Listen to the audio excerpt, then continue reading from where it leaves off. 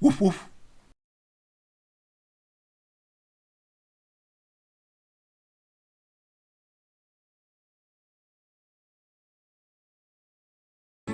Ready to get down.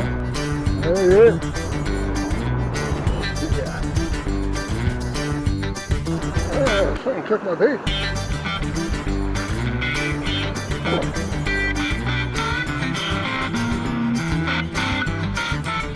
Flash of milk. Swallow nut. Last couple coves here. Thing is flying low.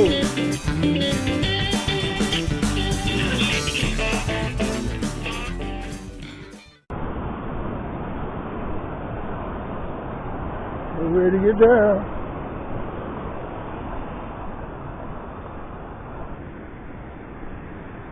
I'm heading to an old smuggler's cove called China Harbor. There it is. Apparently they used to smuggle in people from China to labor in the mines here. Then smugglers used it to land booze during the Prohibition of the 1920s. It's like stairs all the way down. I've always wanted to come out here ever since I've seen it on Google Earth, and been planning this trip for about 6 months. I'm kind of excited to finally get here. A big reveal, basically.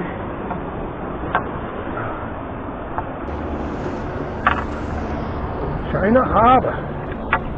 We here.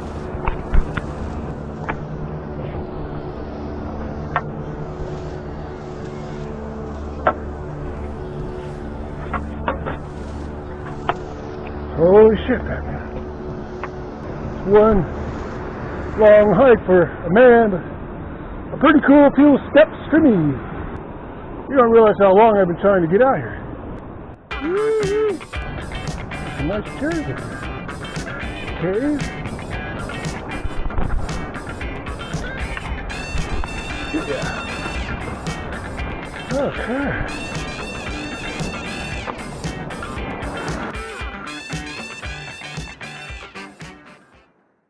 It was a rough hike in. I didn't really know the way and had to backtrack out of some coves a long way, so I got jelly legs. Nobody here. Alright. Let's loosen gear. I'm on the backup camera because I got 2 of my cameras splashed on the way in. Luckily, I happen to have an extra one. Get a little fishing down here in China Grove, or China Harbor. Whoa, whoa. China Harbor. I was going to film myself getting through a tight cove, and a larger swell than I thought came in. So I just have the one camera, so if there's a little more feed in this video than usual, that's the reason why. I just wanted to throw a line out here real quick. Actually, I was going to head up towards those rocks a little more further north to start the fishing, but I just figured I'd check here, and then I did think I had a bite. That's why I'm filming it, and I reeled it in and said, let's just to get back to the other plan.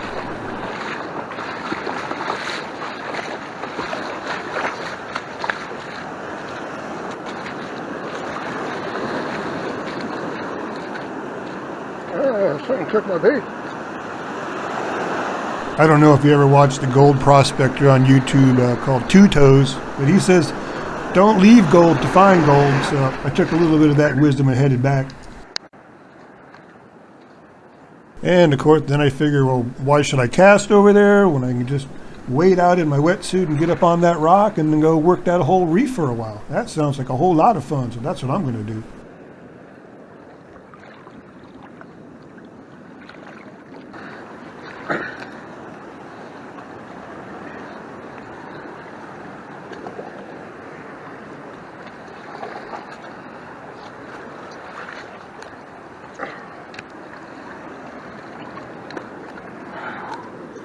This rock was the only real obstacle. It's really skinny and narrow.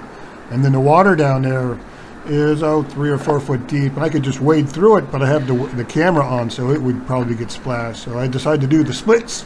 There we go, got my legs across, and then I'm going to carry all this stuff. So, you know, still got a little nimbleness left in the legs, even though they're jelly.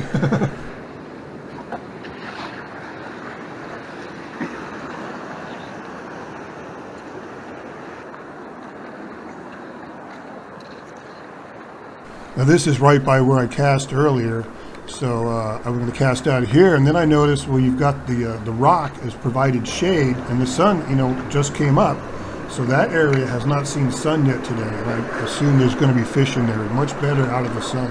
So let's see.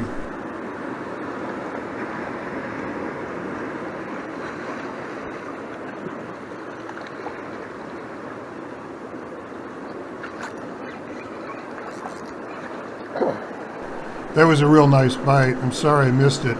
I catch a fish here right after that, but you'll notice I put my bait back in the same spot and I wait 5 or 10 minutes, nothing happens. So I'm pulling it out, and as I pull it out, I catch this fish right here. But I don't think that's the fish that bought a bit earlier. There we go, go catcher. Alright, I think we got to do the rockfish. Yes, the classic one that got away. Swallowed it too, so guess we're eating that baby. There we go. Sad thing, I figure out how to get my ass all the way back. There you go, bud. Hold on. So I catch 2 fish in this video, and I thought one was a grassy, but they're both black and yellows. And I did some reading up on them. They used to be the preferred fish back in the 30s, very, very expensive. And they are very tasty. I thought they were great. I'm not sure it was as good as the copper rockfish I caught at the South Jetty, but they're really tasty. Up. Caught ourselves a nice little grassy. Look at that baby. And get it over here. Swallowed the hook. That's big enough to keep. I might have thought twice, but after you get the hook swallowing.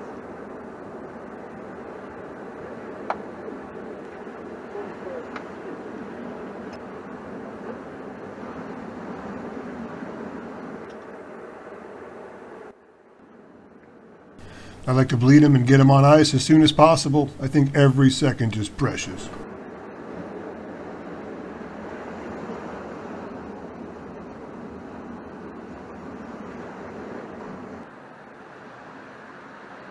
Got it, bled it. I'll show it to you later when we do it, when we clean it. And we go get one more and we'll get out of here. This is right there on the same reef, just a little over from where I caught the last fish. It's amazing all the goosenecks out here. Lots of limpets too, pretty cool. Comfortable to fish on this here. And it didn't take long to get another fish out of there, so got both of my fish real fast out here. It was quite a day.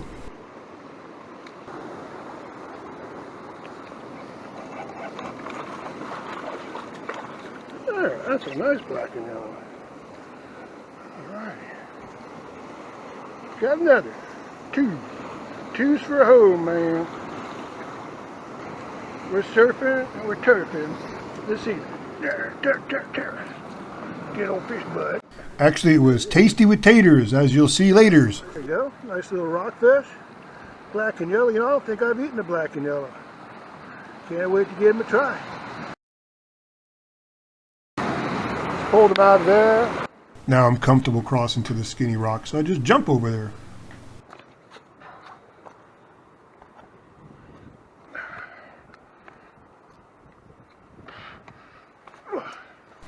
I've actually been looking at this reef for, geez, like I told you, a long time, many months, so it's really neat being out here and actually walking on it finally. Very nice day out here. Always wanted to... Look at that.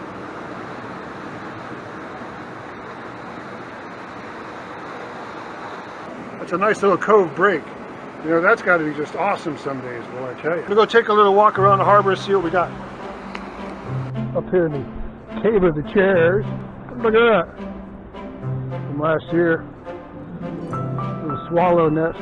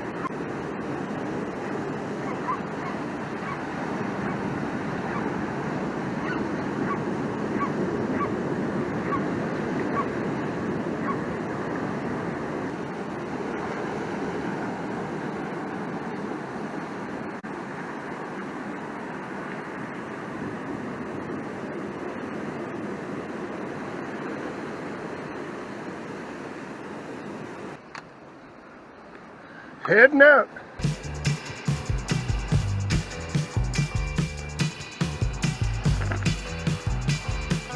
China Harbor.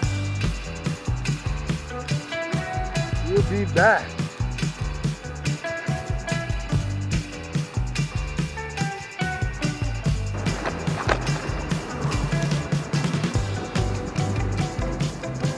That is one nice looking sea anemone. That thing's beautiful.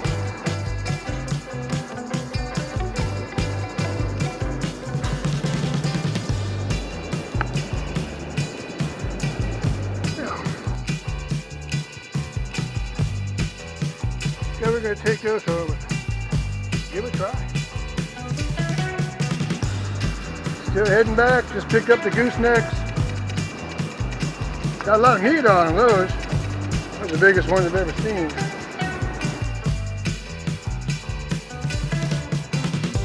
Last couple coves here.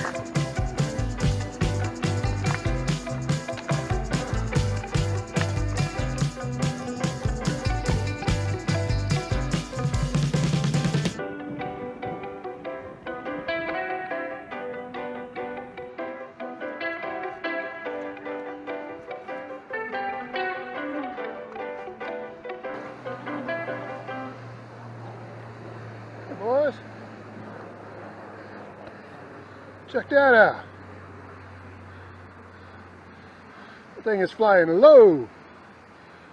It was a military transport, really big one, so it was amazing. He was, 500 feet off the water. Must have been practicing low-level flying.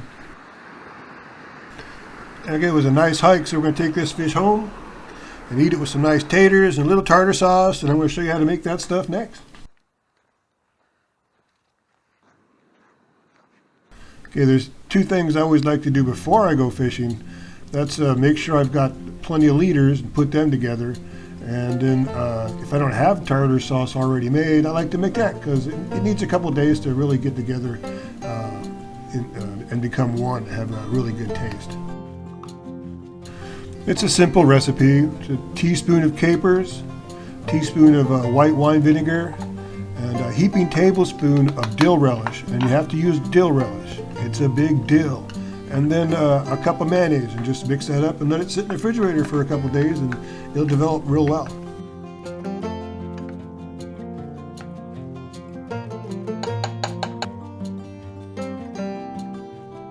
And I always say this fish is tasty with taters, so this is how I make my home fries. And first thing you need is boiling water, and then you're going to add a bunch of salt. And you want to get it salty like the sea. Whole bunch in there. And then to really impress everybody, to make them think you're the best cook on earth, that's when you put in those bay leaves. That'll make the house smell great. And then you need your taters. I don't really worry about skin so much. I worry about getting the green off because it'll get you a headache. And then you boil them until they're fork tender.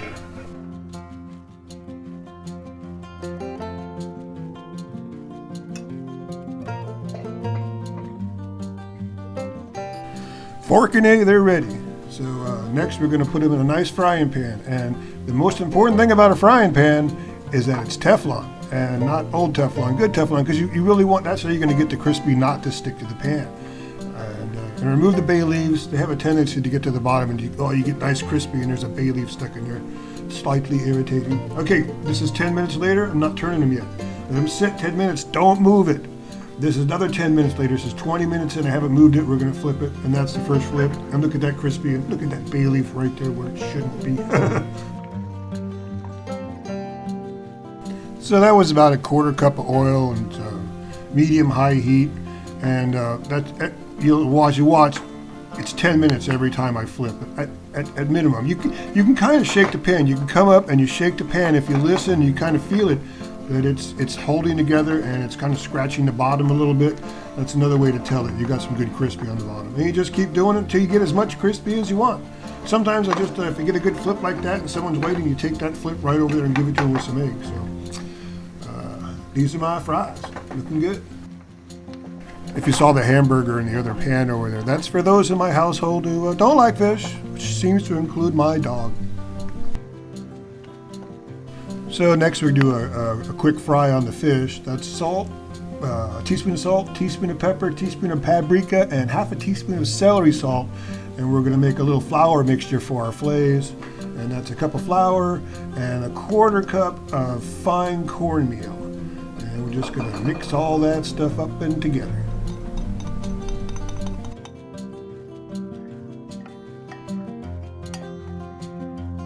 That's about half a cup of milk. We're just going to throw the fillets in there real quick, throw them inside the mixture and roll them around for a while. And then I like to give them a good shake. And then at this point, I'm going to put them in the refrigerator until I need them. I might do this an hour beforehand. I like to, get a lot of coating on there. So next we're going to add our oil and when it gets about 360, and don't hurt yourself, put those things in. You can see how well coated I got them. They're sizzling. You can see the oil is sizzling. The fish is going to cook, and the fish only has to get up to 140. That's going to take a couple of minutes. So you're cooking the brownie. That's what you're doing. You flip them, and as soon as they're golden brown and delicious, on both sides, you get them out of there, because we don't want to overcook the fish. It's weird when rockfish is overcooked. I guess any fish. So there you go. Tasty with taters and tartar sauce. Put a little lemon over the carrot salad there. That's very nice. Tartar sauce too. So obviously you work up a big appetite hiking and fishing all day. So this is the perfect end to a day like this. Get that perfect bite of fish and potatoes. Get a nice crispy section in there. And enjoy.